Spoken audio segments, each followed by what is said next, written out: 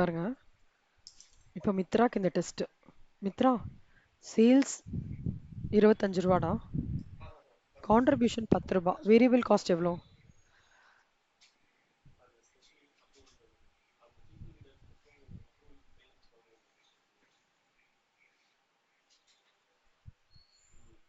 Correct.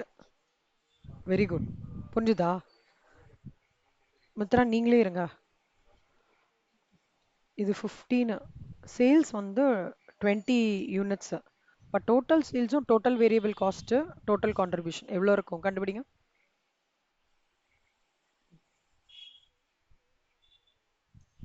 ம், super.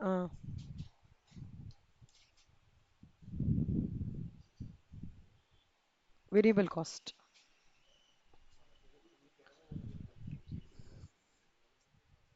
Correct. Very good. Contribution. ஆ ம். ஸோ இவங்க வந்து 10, 20, 200. ஓகேவா? மித்ரா நீங்களே ஆன்சர் பண்ணுங்க. Fixed cost 100. ப்ராஃபிட் என்ன? ம். ஒரு குட்டி ஃபார்முலா சொல்றேன். 3 ஃபார்முலா. அந்த ஃபார்முலால இது எப்படி டிராவல் ஆகுறதுன்றது பாருங்க. அப்புறம் கீர்த்தனாக்கு வரேன்.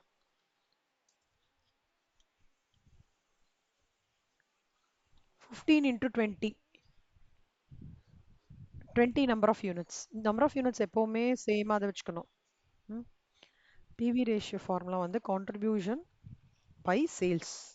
சரியா? பிஇபி வந்து fixed cost per unit, fixed cost divided by PV ratio.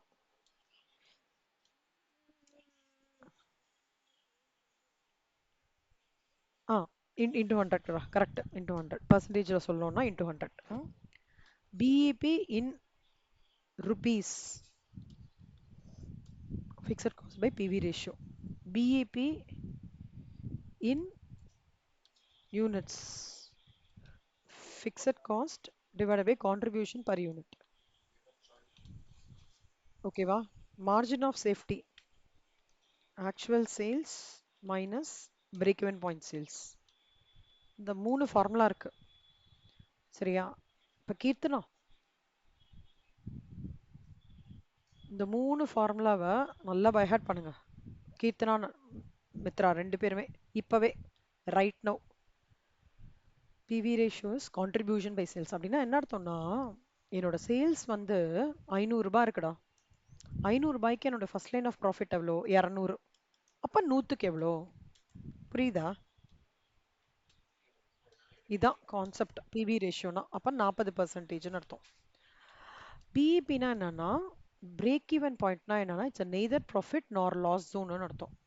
ப்ராஃபிட்டும் இல்லை, லாஸும் இல்லை. அப்போ இந்த பாயிண்ட்டுக்கு மேனுஃபேக்சர் பண்ணினா மட்டும்தான் கம்பெனியால தன் காஸ்ட்டை ரெக்கவர் பண்ணதையும் பண்ண முடியும். லாபம் இல்லைன்னா பரவாயில்ல, ப்ராஃபிட்டும் இல்லை, லாபமும் இல்லை. அதாவது இது என்ன சிச்சுவேஷன்னா, கான்ட்ரிபியூஷனும் 200, ஃபிக்ஸட் காஸ்ட்டும் 200. இந்த சிச்சுவேஷன் எப்படி? ஜீரோவா? கரெக்டா? இதுதான் பிஇபி சிச்சுவேஷன். இதுக்கு பிஇபி இன் ருபீஸ்ன்னு சொல்லிட்டு கால்குலேட் பண்ணோம் நம்ம. அதுக்கு ஒன்றும் இல்லை, இந்த ஃபிக்ஸட் காஸ்ட்டு டிவைடட் பை 0.40. அப்போனா என்ன அர்த்தம்னா, 250 ரூபாயில் company BEP neither profit nor zone வந்து ஸ்டாண்ட் பண்ணுறாங்க அப்படின்னு அர்த்தம். புரியுறதா? இது ருபீஸ். இன் யூனிட்ஸில் எப்படின்னா, fixed cost divided by contribution per unit. இவங்க அப்படின்னா என்னன்னா, கம்பெனி 10 யூனிட்டுக்கு வரைக்கும் company no profit no loss ஜோனில் இருக்காங்க. எனிதிங் அபோவ் 10 யூனிட் தான் கம்பெனியால் ப்ராஃபிட் பண்ண முடியும். அதான் மீனிங். புரியுறதா? கான்செப்ஷுவலாக புரியுதா? இதுதான் மீனிங். ஸோ பிரேக் ஈவன் பாயிண்ட்ன்றது it's neither profit not zone. 10 யூனிட்டுக்கு மேலே இருந்தால் தான் கம்பெனியால் ப்ராஃபிட் பண்ண முடியும். ஏன் இந்த பிஇபி நம்ம கண்டுபிடிக்கிறோம்னா, அட்லீஸ்ட் அந்த 10 யூனிட்டாவது கம்பெனியால் பண்ண முடிகிற சுச்சுவேஷன் இருக்கா இல்லையா அப்படின்றத பார்க்கறது தான் பிஇபி. மார்ஜின் ஆஃப் சேஃப்டினா ஒன்றும் இல்லை கண்ணா. 10 யூனிட்டுக்கு மேலே எனிதிங். இப்போ for example actual sales 500, BEP sales வந்து 250யா, அப்பனா என்ன அர்த்தம்னா இந்த 250ன்ற லெவல்ல தான் கம்பெனி பிரேக் ஈவன் பாயிண்ட்டை டார்கெட் பண்ணி பிரேக் பண்ணி ப்ராஃபிட்டுக்கு நோக்கி பயணம் செய்யறது, ப்ராஃபிட்டை நோக்கி ஜேர்னி பண்ணுறது. It's travelling towards the journey of profit. இந்த this 250th 250 rupeesல தான் the company is targeting at the profit zone. Pre break even பாயிண்ட்ன்றது ஃபர்ஸ்ட் கம்ஃபர்ட் ஜோன். அடுத்த கம்ஃபர்ட் ஜோன்ன்றது மார்ஜின் ஆஃப் சேஃப்டி. அடுத்த கம்ஃபர்ட் ஜோன்ன்றது அப்நார்மல் ப்ராஃபிட். புரியுதா? எக்கனாமிக்ஸ்ல படிச்சிருப்பீங்க தெரியுமா இந்த வேர்ட்ஸ்லாம்? Break even point, margin of safety படிச்சிருக்க மாட்டீங்க. அதுக்கு வந்து நார்மல் அப்நார்மல் ப்ராஃபிட்னு ஒன்று படிச்சிருப்பீங்க. மோனோபிளாஸ்டிக் காம்படிஷன், மோனோபொலி காம்படிஷன்லாம் நிறைய இந்த டெர்மினாலஜி படிப்பீங்க. அப்படின்னா என்ன அர்த்தம்னா, முதல்ல நான் சேஃபர் ஜோன்ல இருக்கேன் 250 ரூபா, அடுத்த 250 ரூபா இது பண்ணும்போது அடுத்த சேஃபர் ஜோன்ல போறேன். இந்த 250 ரூபா கிராஸ் பண்ணும்போது sorry company is going into profit. இப்படி வரும்டா chart. Like let's take it like this. இந்த கான்செப்ட் புரிஞ்சுருந்தீங்கன்னா எல்லா சம்மும் கிராக் அவுட் பண்ணிடுவீங்க. இது பிரேக் ஈவன் பாயிண்ட், இது மார்ஜின் ஆஃப் சேஃப்டி. இந்த இது ஃபர்ஸ்ட் கம்ஃபர்ட் ஜோன், இது செகண்ட் கம்ஃபர்ட் ஜோன். இதுக்கப்புறம் ப்ராஃபிட் தான். ஜாலியாக பறக்க வேண்டியதான் கம்பெனி. புரியுறதா? ஃபர்ஸ்ட் பிஇபி, எனக்கு ப்ராஃபிட்டும் வரல லாஸும் வரலடா, போட்ட பைசாவை நான் எடுத்துட்டேன் இதில். செகண்ட் வந்து மார்ஜின் ஆஃப் சேஃப்டி, கொஞ்சம் குஷன் அப்படி கொஞ்சம் ஸ்டடியாக நிற்கிறேன், உட்காந்துக்கிறேன், அப்பா பரவாயில்ல கொஞ்சம் ப்ராஃபிட் வந்தது. இதுக்கப்புறத்துலேருந்து அப்நார்மல் ப்ராஃபிட்ஸும். ஸோ கம்பெனி எப்போவுமே இதை மெயினாக கொரோனா டைம்லலாம் பிஇபியாவது வருமானு பார்த்துருந்தான். அடுத்தது மார்ஜின் ஆஃப் சேஃப்டி, அதுக்கப்புறம் வந்ததுன்னா ஜாக்பாட். அதான்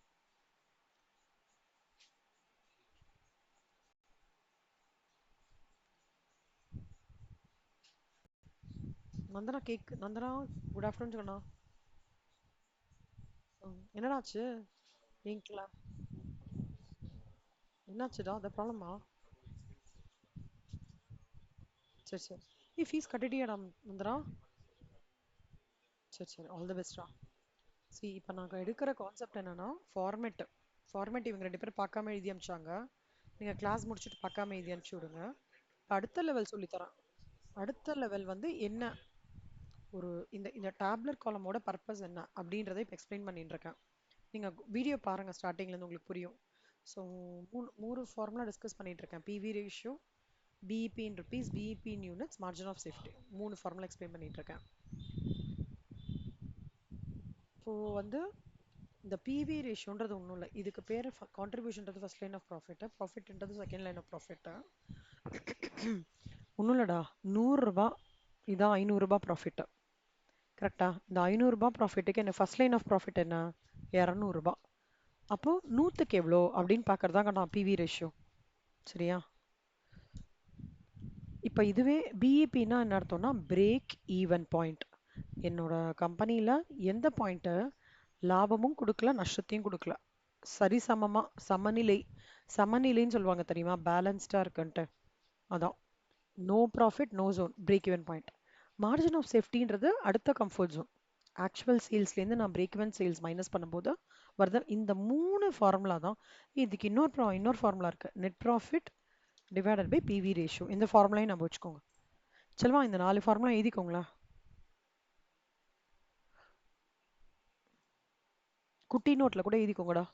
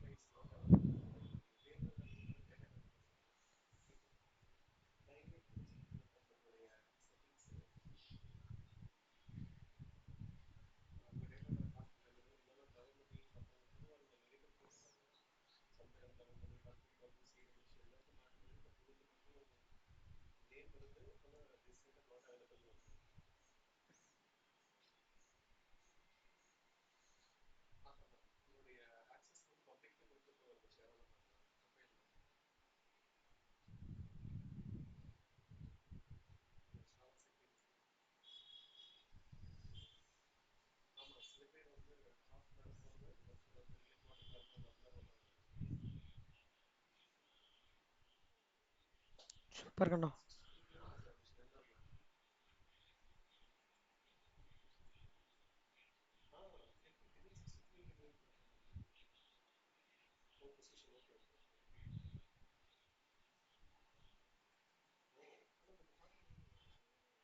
அனுப்பிச்சிட்டேன் சார்.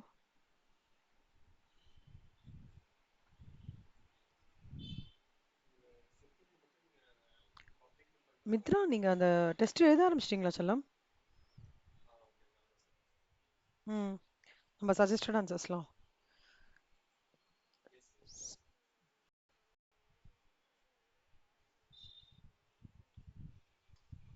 வீக்கெண்ட் ஆயிடுமா? தேர்ஸ்டேக்குள்ள சப்மிட் பண்றது கஷ்டமா? செல்லம்மா, நீ டெஸ்ட் ப்ரையாரிட்டைஸ் பண்ணுங்க. ஹோம்ஒர்க் பரவாயில்ல. எனக்கு அட்லீஸ்ட் ஸ்டேஜ் ஒன்ல 2 பேப்பராவது அனுப்பிச்சு விட்டுருங்க. ம். ஸ்டேஜ் ஒன்ல 2 பேப்பர், ஸ்டேஜ் டூல 2 பேப்பர். ஓகேவா?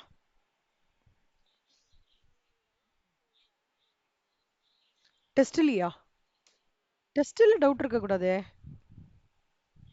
நீங்க போடுங்க. Give your best judgement. தப்பா இருக்கு கரெக்டா இருக்கலாம் செகண்டரி. டெஸ்ட்ல டவுட் கிளாரிஃபிகேஷன் வேண்டாம்டா. உங்களுக்கு என்ன தெரியுதோ போடுங்க. ம். ம். எனக்கு அனுப்பிச்சிட்டீங்களா? ஃபார்முலா இல்லடா. ஐயோ, சாரி சாரி சாரி. ஓகே, இது டெஸ்ட் கொடுத்துட்டேன் சார். இந்த ஃபார்முலா எழுதிட்டீங்களா? ஓகே. கீர்த்தனா, இப்போ இந்த ஃபார்முலா நல்லா பைஹார்ட் பண்ணிட்டீங்க. பைஹார்ட் பண்ணிட்டீங்களா நல்லா? ஓகே. நந்தனா, இந்த ஃபார்முலா நல்லா பைஹார்ட் பண்ணுங்க நந்தனா. இப்பவே பைஹார்ட் பண்ணும். பண்ணிட்டு இப்போ பார்க்காம எழுதணும். ம். இப்போ கீர்த்தனாக்கு வந்து வேற சுச்சுவேஷனு. மித்ரா, அதை நீங்களும் அப்சர்வ் பண்ணிக்கோங்க. அது அப்படியே உங்களுக்கு கேட்பேன், நந்தனாக்கும் கேட்பேன். ம். நந்தனா எழுதி முடிச்சிட்டாங்கன்னா எழுதிட்டீங்களா? சரி.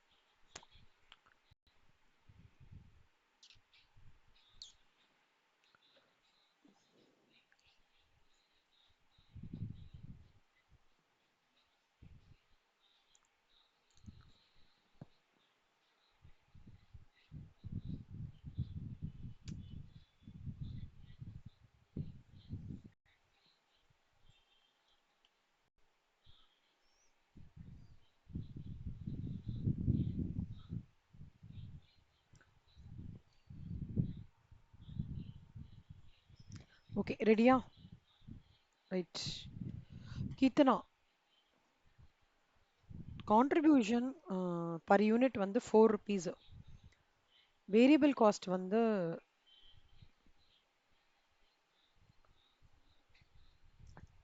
10 rupees. ஓகேவா? நம்பர் ஆஃப் யூனிட்ஸ் வந்து 15.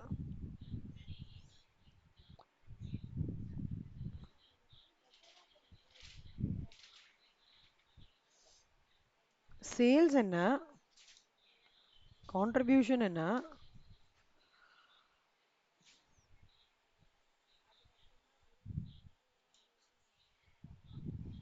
ப்ராஃபிட் என்ன? ம். சேல்ஸ் என்ன? ம். Total cost?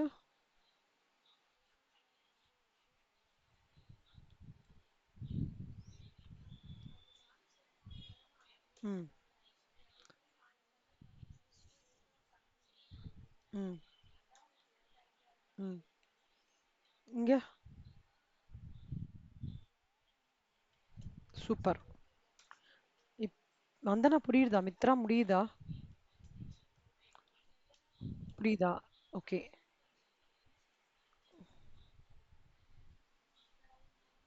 நந்தனா நீங்க சொல்லுங்க கண்ணா. ப்ராஃபிட் 1000, ஃபிக்ஸட் காஸ்ட் 1500, கான்ட்ரிபியூஷன் என்ன? நம்பர் ஆஃப் யூனிட்ஸ் வந்து 200, சேல்ஸ் செல்லிங் பிரைஸ் வந்து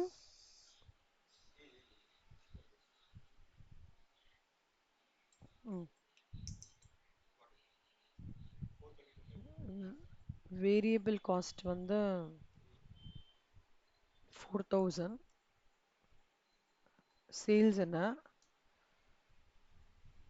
யூனிட் பிரைஸ் என்ன, இதெல்லாம் என்ன? நந்தனா.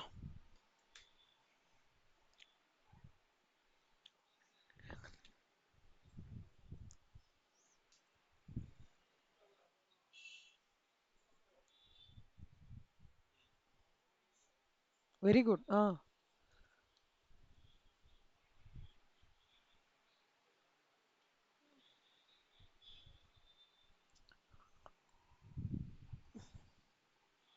அப்போ கான்ட்ரிபியூஷன் பர் யூனிட் எவ்வளோ?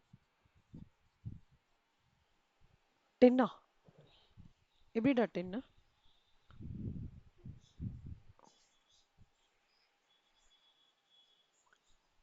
எப்படி 10? 2500 டிவைட் பை 200 போடுங்க கால்குலேட்டர்ல. 10ஆ வருது? ஆ. ஆ. ம். அப்புறம்?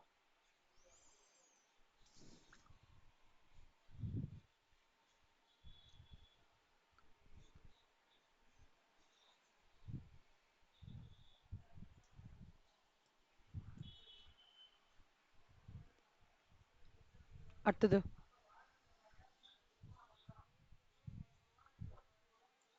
Very good. ம்.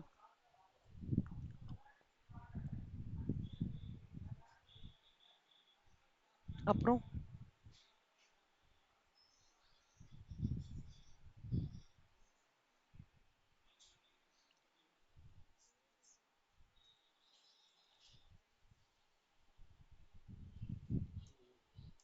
ம்.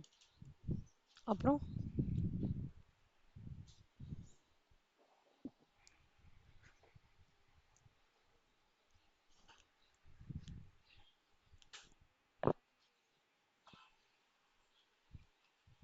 ம்.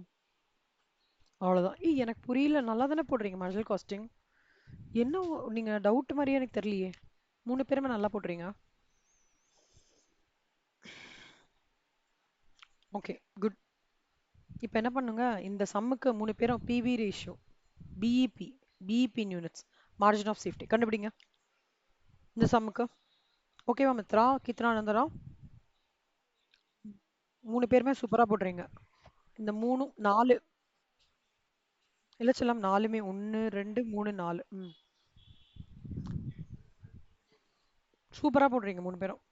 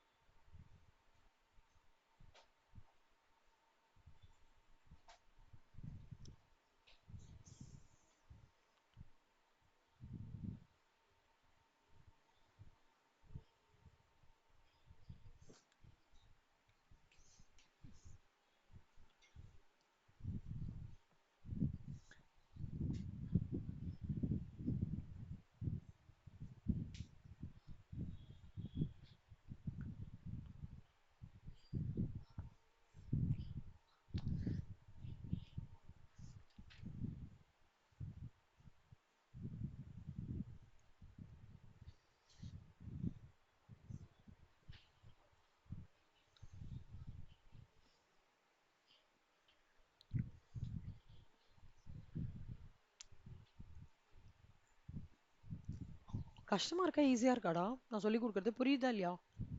மித்ரா புரியுது. கீர்த்தனா, நந்தனா. ஓகே.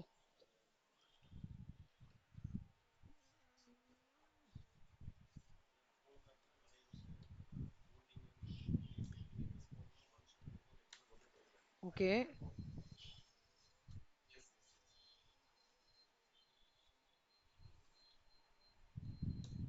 சூப்பர். ம்.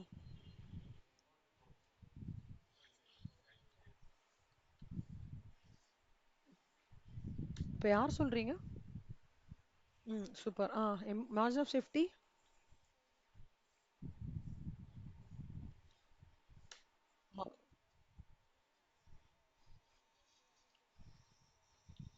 எப்படி? ரெண்டுமே ஒன்று வரும். Actual sales 6500. 3900. நீ பாரா. This minus this.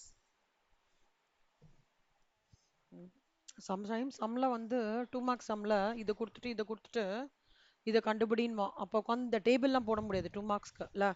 Time waste. அப்போ நீங்க டேரக்டா இதை அப்ளை பண்ணிக்கலாம். அதுக்கு தான் கொடுத்துருக்கேன். 3 பேரும் முடிச்சிட்டீங்களா? கீர்த்தனா முடிச்சிட்டாங்க. இப்போ நீங்க பார்க்குற கான்செப்ட் வந்து ஸ்டேஜ் 1ல 75% கவர் ஆகுது. இவ்வளவுதான் நீங்க ஸ்டேஜ் 1 பொறுத்த வரைக்கும்.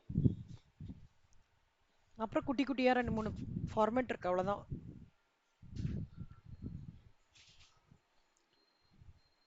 வந்தனா முடிச்சிட்டீங்களா கண்ணா? மித்ரா, நந்தனா முடிச்சிட்டீங்களா? புரிஞ்சுதா நந்தனா? கீர்த்தனா அந்த டவுட் இருக்கா? மித்ராக்கு. Okay, right.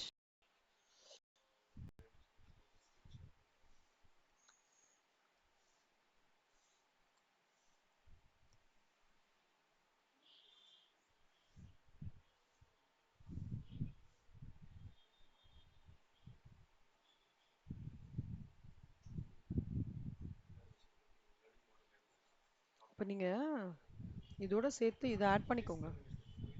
இந்த 4 இதுவும் shut down sales is equal to fixed cost by shut down cost. ஓகேவா? Shut down units is equal to fixed cost minus shut down cost. Indifference point, sorry.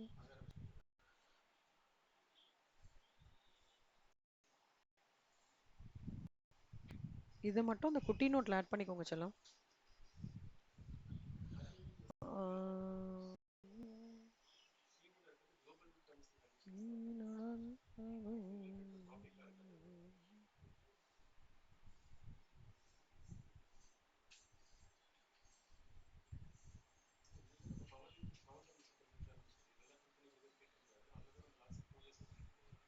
இதை மட்டும் ஆட் பண்ணிக்கோங்கடா. Indifference point is equal to இன்னொன்று ஒன்று இருக்கு செல்லம்.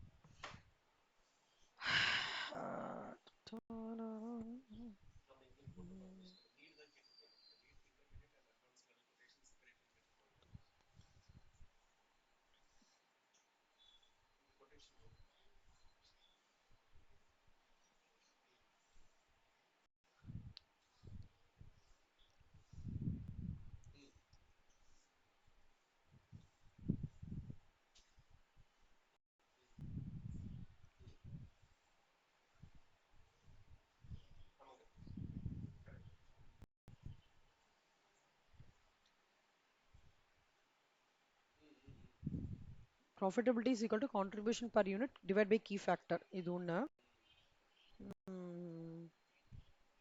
இந்த 2 formula.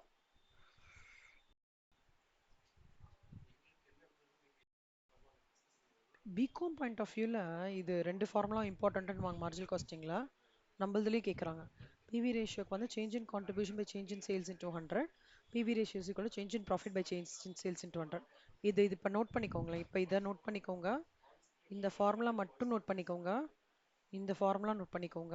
இந்த ஃபார்முலா நோட் பண்ணிக்கோங்க. 1 2 3 4 5 நோட் பண்ணிக்கோங்க.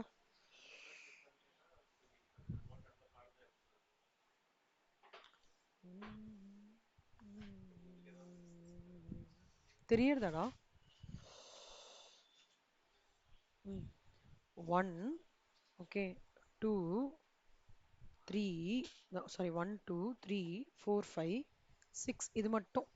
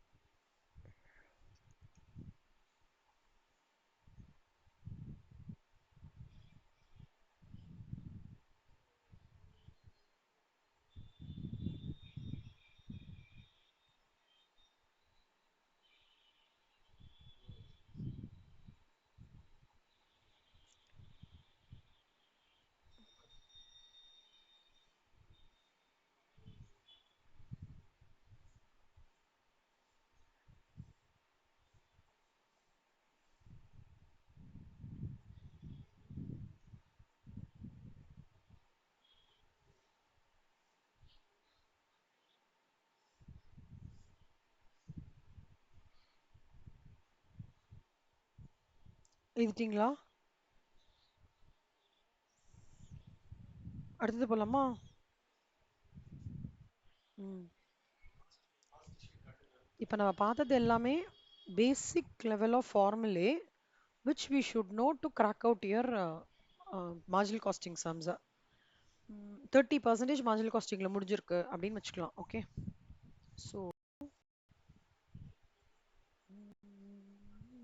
இங்க பாருங்க, நல்லா பார்த்துக்கோங்க. யூனிட் காஸ்ட் ரெவென்யூடா. ஓகே, இங்க சேல்ஸ் இது வந்து காஸ்ட். ஓகே, ஃபிக்ஸட் காஸ்ட் பாருங்க எப்பவுமே கான்ஸ்டன்டா இருக்கும். யூவ வேரியபிள் காஸ்ட் தான் வந்து இங்க இந்த ஒன்று டிராவல் ஆயிட்டே இருக்கும். இங்க சேல்ஸுக்கும் காஸ்ட்டுக்கும் ஒரு ஆங்கிள் ஃபார்ம் ஆகுறது இல்ல கண்ணா, அதுக்கு பேர் தான் என்ன சொல்லுவாங்கன்னா ஆங்கிள் ஆஃப் இன்சிடென்ஸ். சரியா? Angle of incidence is angle formed between your sales and the cost. இதுதான்.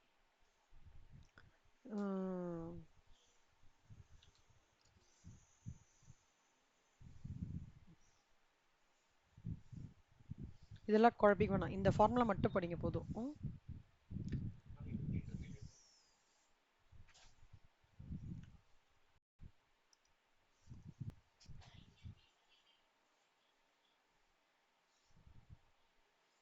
இபாருங்கண்ணா, cost is divided into two categories, fixed and variable. Fixed cost remains fixed. Variable cost per unit remains fixed. Selling price per unit will remain fixed. See, ஒரு chart construct பண்ணும்போது இதெல்லாம் assumptions. Sales mix remains constant. அப்படி இருந்ததுன்னா உங்களுக்கு அந்த chart angle of instance வந்து அப்படி form ஆகுறதுன்னு சொல்றாங்க. பிரேக் ஈவன் சார்ட்ன்றது is a graphical representation of break even analysis. அது என்ன சொல்லுவாங்கன்னா காஸ்ட் வால்யூம்ன்றது யூனிட்ஸ், ப்ராஃபிட் ரிலேஷன்ஷிப், சிவிபி ரிலேஷன்ஷிப்னு சொல்லுவாங்க. சரியா? ஸோ பிரேக் ஈவன் சார்ட்டோட இன்னொரு மீனிங் என்னன்னா காஸ்ட் வால்யூம் ப்ராஃபிட் ரிலேஷன்ஷிப். இங்க பாருங்க கண்ணா, இந்த பாயிண்ட் இருக்கு பாத்தீங்களா, இதுதான் பிரேக் ஈவன் பாயிண்ட். இதுக்கு கீழே போச்சுன்னா லாஸ்.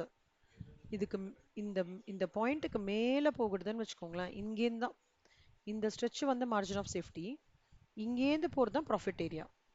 ஓகேவா? நல்லா பார்த்துக்கோங்க. ஃபர்ஸ்ட் பிரேக் ஈவன் பாயிண்ட், அப்புறம் மார்ஜின் ஆஃப் சேஃப்டி, இந்த இந்த ஸ்ட்ரெச்சு, அதுக்கப்புறம் தான் உங்களோட profit region. So one first comfort zone, two second comfort zone, இதான் தேர்ட் கம்ஃபர்ட் ஜோன். இதுதான் வந்து பிரேக் ஈவன் சார்ட்டோட view. Angle of incidence is angle formed at the intersection of total sales line and total cost line.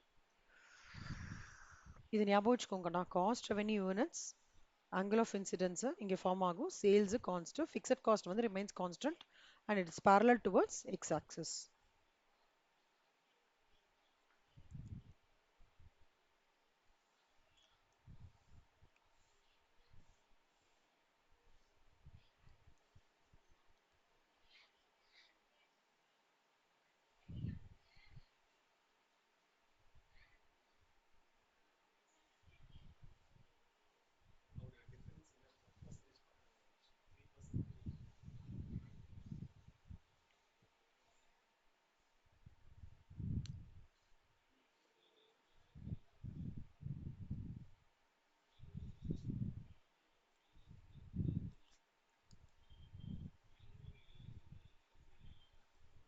இப்போ பாருங்கண்ணா, selling price கொடுத்துருக்காங்க, variable cost contribution, sales இவ்வளோ 300 into 1000 to 1 3600 variable cost, இது contribution, இது வந்து fixed cost.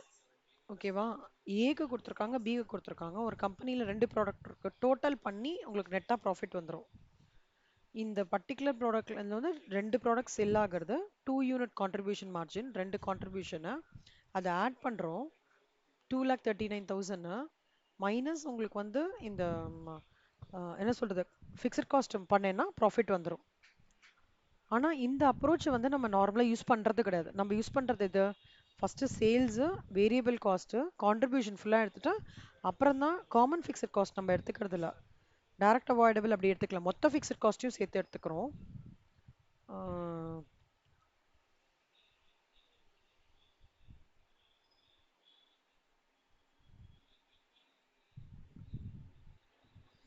Differential cost அப்படின்ற ஒரு concept என்னன்னு சொல்றோம். Differential cost is a change in cost which results in the adoption of alternative courses of action. This alternative course of action rises due to changes in volume, price, product mix, அந்த மாதிரி methods of ப்ரொடக்ஷன்ல. இப்போ differential காஸ்ட்ன்றது வந்து, differential காஸ்ட்னா என்னன்னா difference இன் cost, அதான் differential cost. Present cost வந்து 2,50,000, expected cost வந்து 2,25,000. அப்போ டிஃபரன்ஷியல் காஸ்ட் என்ன, டிக்ரீஸ் இன் டிஃபரன்ஷியல் காஸ்ட் என்ன, 25,000. 2 மார்க்ஸில் வரும். ப்ரெசென்ட் காஸ்ட் கொடுத்துருவாங்க, எக்ஸ்பெக்டட் காஸ்ட் இவ்வளோன்னு கொடுத்துருவாங்க, அப்போ காஸ்ட் டிக்ரீஸ் ஆயிருக்கு, அப்போ டிஃபரன்ஷியல் காஸ்ட் வந்து 25,000. இப்போ இந்த change in cost occurs due to change in level of ஆக்டிவிட்டினா it is called as differential cost. It is otherwise called as incremental cost. இது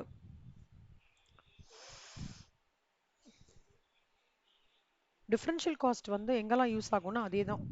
introduction of new plant, make or buy decisions, lease or buy decisions, ஒரு product discontinue ஆகுது, profitability of a change in product mix, acceptance of the offer, எல்லா types of tenders, equipment replacement, வச்சுக்கலாமா வேண்டாமா, equipment வித்துட்டுமா இருக்கட்டுமா, இல்லை இந்த product மிக்ஸோட combine பண்ணி பண்ணலாமா வேண்டாமா, ஏ ப்ராடக்ட் லைன் இருக்கட்டுமா வேண்டாமா, 4 யூனிட் இருக்குன்னா ஒரு யூனிட் வச்சுக்கிட்டோமா வேண்டாமா, இல்லை 4 யூனிட்டையும் சேர்த்து ஒரே யூனிட்லேயே எடுத்துகிட்டு வரலாமா, அந்த மாதிரி பாலிசி டிசிஷன்ஸ் யூஸ் பண்ணும்போது டிஃபரன்ஷியல் காஸ்ட் யூஸ் பண்ணுவாங்க.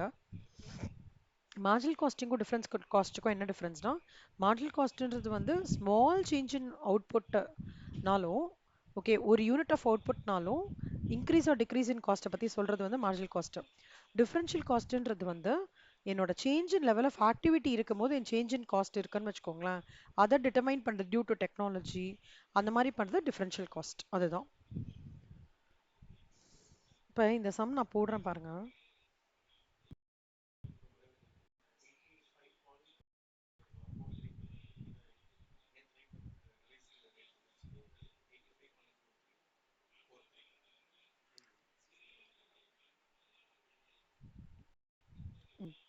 The company at present is working at 90% of its capacity and producing 13,500.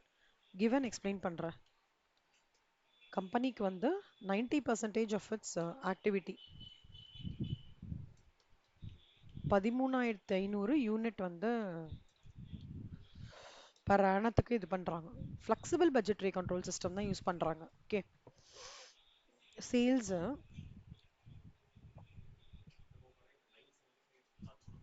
15 lakhs.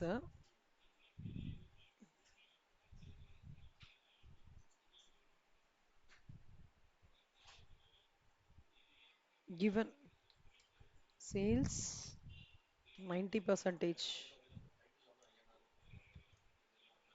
100 percentage, 15 lakhs. இவங்க 20 lakhs.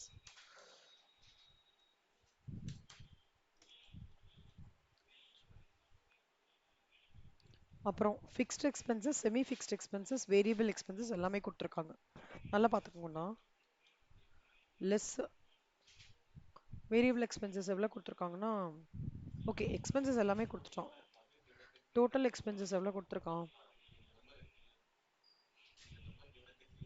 3,05,000 ப்ளஸ் ஒரு 97,500 ப்ளஸ் 1,05,000. ஸோ டோட்டலாக வந்து 5,43,000.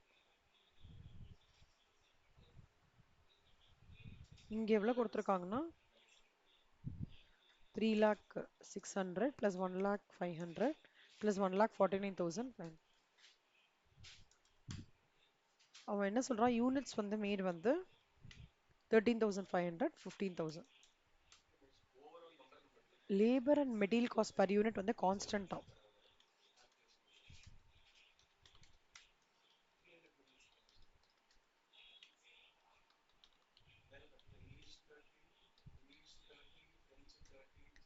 ப்ராஃபிட் மார்ஜின் வந்து 10%.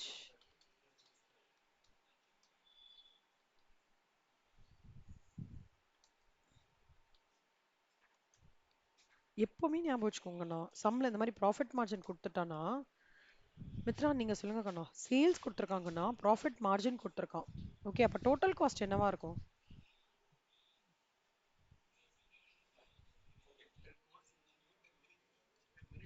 ஆ ஆ ஆ ப்ராஃபிட் மார்ஜினா என்னன்னா, ப்ராஃபிட் மார்ஜின் ஆன் சேல்ஸ்னு அர்த்தம். அப்போ ஃபர்ஸ்ட் ப்ராஃபிட் எவ்வளோ இருக்குன்னு சொல்லுங்க.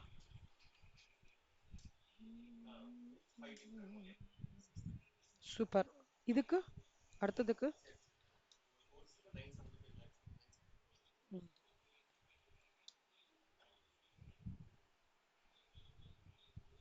ஓ டோட்டல் காஸ்ட் ஓகே. ஸோ இதுக்கு இப்படி இருக்குமா 14,40,000. அவங்க என்ன கேட்குறாங்கன்னா, calculate the differential cost of producing 1,500 units by increasing capacity to 100%ன்னு சொல்றான். அதாவது இப்போ இவங்க ரெண்டு பேர்த்தோட டிஃப்ரென்ஸ் என்னடா, 1,500 யூனிட்ஸ்ல இந்த டிஃபரன்ஷியல் காஸ்ட் என்னன்னு கேட்குறாங்க. 1,500 யூனிட் நான் ப்ரொடியூஸ் பண்ணுறதுக்கு கெப்பாசிட்டியை நான் 100 பண்ணிட்டேன், அப்போ என்னோட டிஃபரன்ஷியல் காஸ்ட் என்ன அப்படின்னு கேட்குறாங்க. இப்போ நம்ம சேல்ஸ் இருக்கு, காஸ்ட் கண்டுபிடிச்சிட்டோமா? நம்மளுக்கு என்ன வேணும்னா இன்னும் லேபர் அண்ட் மெட்டீரியல் வேணும், கரெக்டா? கீர்த்தனா நீங்க சொல்லுங்க செல்லம். மொத்த காஸ்ட் 13,50,000 ஓகேவா? இதோட பிரேக்கப் என்ன கொடுத்துருக்கான்னா, ஃபிக்ஸடு வந்து 3,05,000 போயிடுச்சு. செமி ஃபிக்ஸட் வந்து 97,500. வேரியபிள் வந்து 1,45,000. அப்போ ரிமைனிங் இருக்கிறது லேபர் அண்ட் மெட்டீரியலாக தானே இருக்கணும்ல, அது எவ்வளோ இருக்கும்? கீர்த்தனா நீங்க சொல்லுங்க.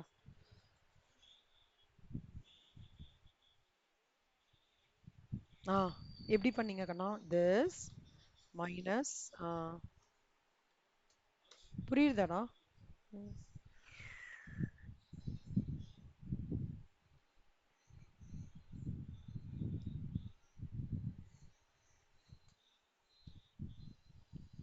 யாருக்கு புரியல?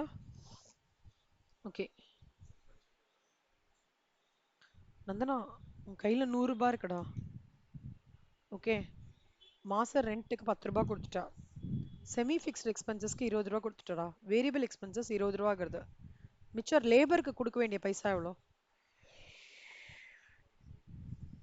உன் கையில் 100 ரூபாய் வச்சிருக்க.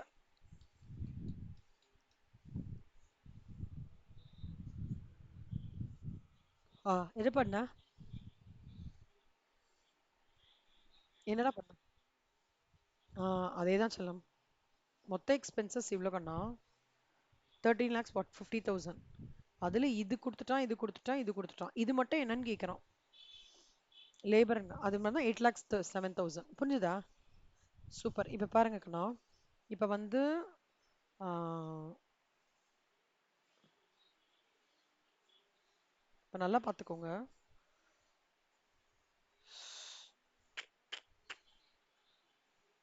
இப்ப நல்லா பாத்துக்கோங்க.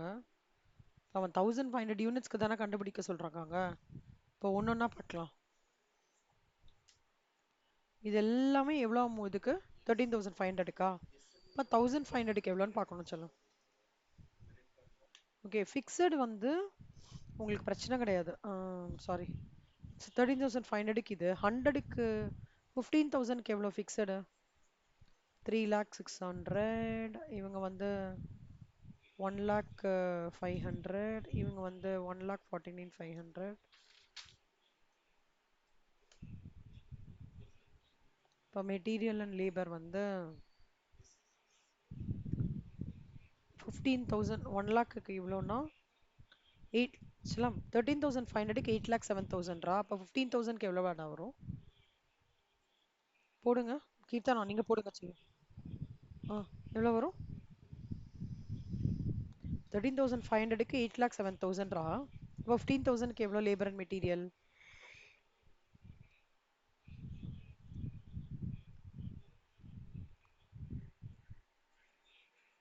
கீர்த்தனா,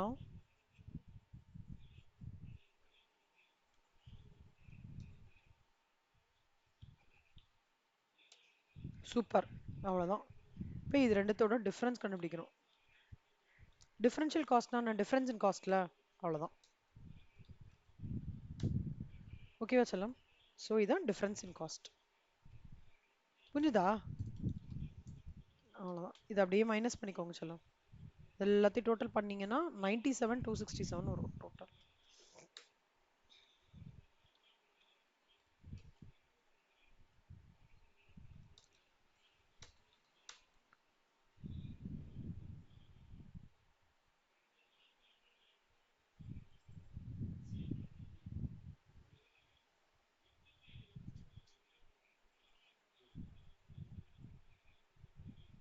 இப்போ பாருங்க, பர் யூனிட் கேட்குறாங்க. என்ன கேட்குறானோ டிஃப்ரென்ஸ். ஓகே, அப்போ பர் யூனிட்னா என்ன? 1,500 யூனிட்ஸ்க்கு இவ்வளோனா per unit this divided by 1,500 units. So அதுதான் 64 ரூபாய் 84 பைசா. ஓகே, அப்போனா எனக்கு வந்து would you recommend for an export price for these 1,500 taking into account that overseas prices எப்படின்னா என்ன அர்த்தம்னா, எக்ஸ்போர்ட் பண்ணணும்டா. என்ன இந்த 1,500 யூனிட்ஸ் எக்ஸ்போர்ட் பண்ணணும்னு வச்சுக்கோங்களேன், என்ன ப்ரைஸ்க்கு நீங்க ரெக்கமெண்ட் பண்ணுவீங்க அப்படின்னு சொல்றாங்க. அப்பனா எக்ஸ்போர்ட் பண்ற பிரைஸ் வந்து 64 ரூபாய் 84 பைசாக்கு கம்மியா இருக்க கூடாது. ஏன் அப்படி சொல்றோம்? Any idea?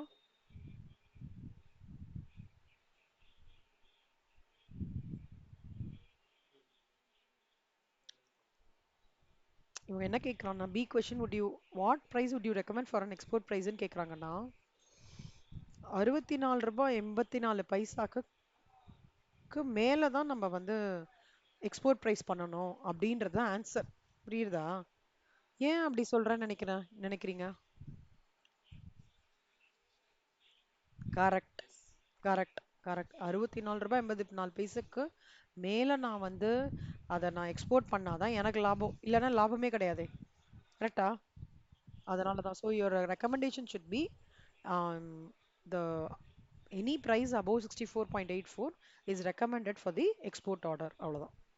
ஸோ செல்லம், இது ஸ்டெப் 1.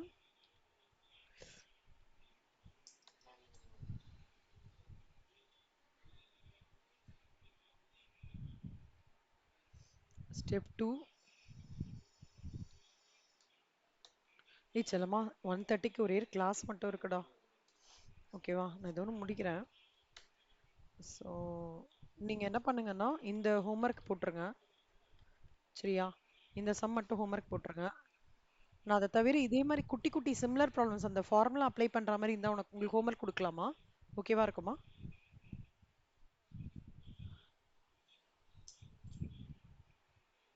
அது நான் உங்களுக்கு போடுறேன், பிங் பண்றேன். நீங்க அதில் பார்த்து ஒர்க் பண்ணுங்க. இப்போ நீங்க உங்களோட இன்னைக்கு ஒர்க் என்னன்னா, இந்த ஃபுல்லா இருக்கிற ஃபார்முலா தரவு பண்ணிக்கோங்க.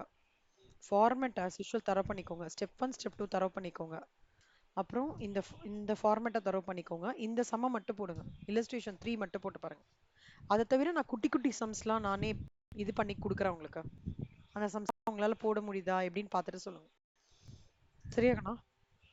ஈஸியா இருக்கும். அந்த சம்லாம் டஃப்பாலாம் இருக்காது. ஈஸியா இருக்கும்.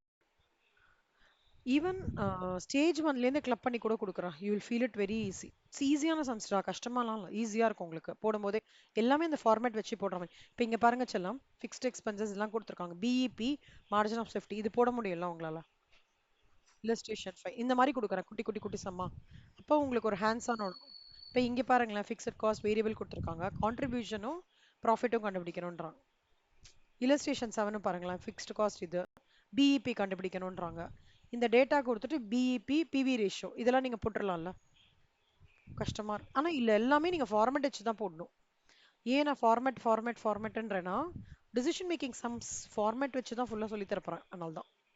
ஒன்ஸ் ஃபார்மேட்டுக்கு யூஸ் ஆயிட்டீங்கன்னா உங்களோட டைம் ரொம்ப ஈஸி ஆயிடும். கஷ்டமா இருக்காது மார்ஜினல் காஸ்டிங். சரியா? சூப்பர் செல்லம். ஓகே, நம்ம நாளைக்கு இதே டைம் மீட் பண்ணலாம். 12:30 to 1:30 கீர்த்தனாவோட கிளாஸ் பேஸ் பண்ணி. ஓகே, தேங்க்யூ செல்லம். Thank you Mithra, thank you Keerthana, Nandana. Thank you. ஆ, பை செல்லம்.